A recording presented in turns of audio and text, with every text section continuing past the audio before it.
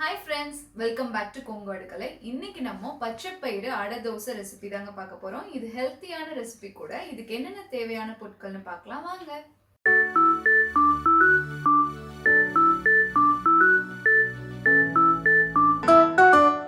ஒரு கப் பச்சைப்பயிறு, அப்புறம் அரை கப் இட்லி அரிசி இது கூடயே சேர்த்துக்கோங்க. சேர்த்தே ஊற வச்சுக்கலாம். அப்புறம் 2 வரமிளகாய் எடுத்துக்கோங்க.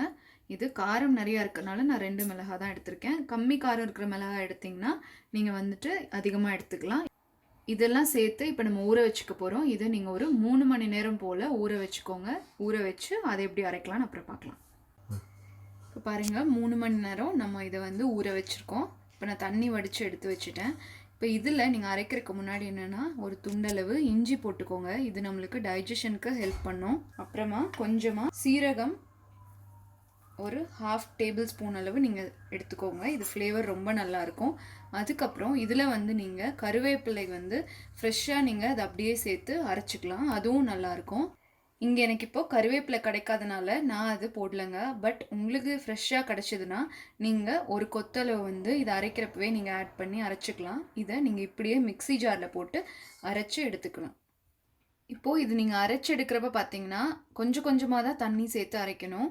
அதாவது நான் வந்து ஒரு 3/4 கப் அளவு தான் தண்ணி வந்து இதுக்கு சேர்த்து அரைச்சிருக்கேன். அப்புறம் இது பார்த்திங்கன்னா கொஞ்சமாக கொரன்னு இருக்கணும். அப்போ தான் இந்த அடை தோசை வந்து ரொம்ப நல்லா வருங்க. ஸோ ரொம்ப சாஃப்டாக அரைச்சி எடுத்துடாதீங்க. இப்போ இதில் பார்த்திங்கன்னா நம்ம தேவையான அளவு உப்பு சேர்த்துக்கோங்க. அப்புறம் கொஞ்சமாக பொடியாக நறுக்குன வெங்காயம் சேர்த்துக்கோங்க. நான் இன்றைக்கி ஒரு பெரிய வெங்காயம் வந்து பொடியாக நறுக்கி எடுத்திருக்கேன், அது சேர்த்துக்கோங்க. அப்புறமா கொஞ்சமாக கொத்தமல்லி எல்லாம் சேர்த்துக்கிறேன். இப்போது உங்கள் வீட்டில் கேரட் இருந்ததுன்னா அது கூட நீங்கள் கொஞ்சமாக துருவி இதில் ஆட் பண்ணி நீங்கள் செய்யலாம். இப்போ ஏன்னா லாக்டவுனால் நிறைய பேர் வீட்டில் வந்து வெஜிடபிள்ஸ் எல்லாம் கொஞ்சம் கம்மியாக தான் இருக்கும். இப்போ பார்த்தீங்கன்னா வெங்காயம் கூட இப்போ இல்லை அப்படிங்கிற பட்சத்தில் நீங்கள் அதையும் ஆப்ஷனலாக வச்சுக்கலாம். சேர்த்தாம கூட நீங்கள் அப்படியே செய்யலாம், ரொம்ப நல்லாயிருக்கும். ஸோ இப்போ நம்ம இதில் என்ன பண்ணுறோன்னா கொஞ்சமாக தண்ணி சேர்த்து இதை கலக்கிக்க போகிறோம். கொஞ்சமாக சேர்த்துங்க. ஒரு அரை கப் அளவு ஃபஸ்ட்டு சேர்த்துக்கோங்க. சேர்த்து ஃபஸ்ட்டு கலக்கி பாருங்கள். தோசை பதத்துக்கு இது இருக்கணும். இப்போ பாருங்கள், இன்னும் கொஞ்சம் கெட்டியாக இருக்குது. நம்ம இட்லி மாவு பதத்துக்கு தான் இருக்குது. ஸோ இன்னி ஒரு 1/2 கிளாஸ் வந்து நான் தண்ணி சேர்த்துக்கிறேன். அதாவது மொத்தமாக 1 கப்பு நம்ம சேர்த்துருக்கோம். இதை நல்லா கலக்கிக்கோங்க. இப்போ பாருங்கள், இந்த கன்சிஸ்டன்சியில் இருந்தால் கரெக்டாக இருக்கும். இப்போ அடை தோசை மாவு வந்து நீங்கள் எப்போவுமே வந்து அரைச்சோன்னே ஒரு 1/2 அன் ஹவர் மட்டும் வெளியே வச்சுட்டு அந்த சட்னி அரைக்கிற கேப்பில் வெளியே வச்சுக்கோங்க. வச்சுட்டு அதுக்கப்புறம் தோசை சுட்டு எடுத்துக்கலாம். இல்லாட்டி நீங்கள் இது புளிச்சதுன்னா இந்த மாவு வந்து உங்களுக்கு அடை தோசையோட ஒரிஜினல் ஃப்ளேவரையும் மாற்றிடும். ஸோ அதனால் நம்ம இப்போ இது அப்படியே யூஸ் பண்ணலாம். இப்போ நம்ம தோசை சுட்டு எடுத்துக்கலாம். இப்போ ஃபஸ்ட்டு கொஞ்சமாக நல்லெண்ணெய் எடுத்துக்கோங்க. நல்லெண்ணெய் வந்து உங்களுக்கு ஃப்ளேவர் ரொம்ப நல்லாயிருக்கும். அப்புறம் ஒரு கரண்டி மாவை எடுத்துக்கோங்க. எடுத்துட்டு மெதுவாக இப்படி சுற்றுங்க. அமர்த்துனீங்கன்னா உங்களுக்கு வந்து போட்டா வந்த மாதிரி ஆகிடும். ஸோ மெதுவாக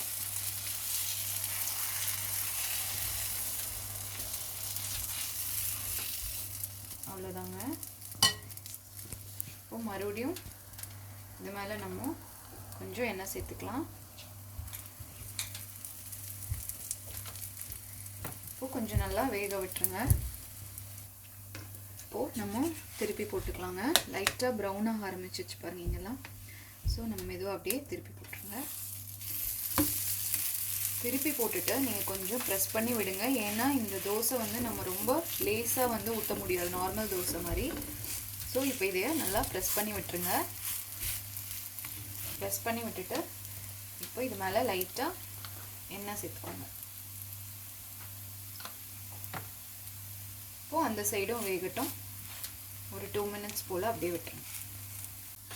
இப்போது அவ்வளோதாங்க, வெந்துச்சு பாருங்கள். இந்த பக்கமும் நல்லா ப்ரௌன் ஆயிடுச்சு. நம்ம இதை எடுத்துடலாங்க. நம்மளோட பச்சைப்பயிறு அடை தோசை ரெடி ஆயிடுச்சுங்க. இது நீங்கள் இந்த தோசை சுடுறப்பவே பார்த்தீங்கன்னா ரொம்ப சூப்பராக ஸ்மெல் வருங்க.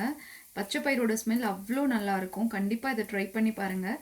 இன்றைக்கி பார்த்தீங்கன்னா நான் இது கூட சாம்பார் எடுத்திருக்கேன். இப்போ நான் சாம்பார் வச்சுருக்கனால சாம்பார் எடுத்திருக்கேன். பட் இது வந்து நீங்கள் தேங்காய் சட்னி, தக்காளி சட்னி, வெங்காய சட்னி அந்த மாதிரி காம்பினேஷனில் எடுத்துக்கிட்டிங்கன்னா ரொம்ப நல்லாயிருக்கும். அது போக இது ரொம்ப சாஃப்டாக இருக்கும், ஹெல்த்தியும் கூட. கண்டிப்பாக ட்ரை பண்ணி பாருங்கள்.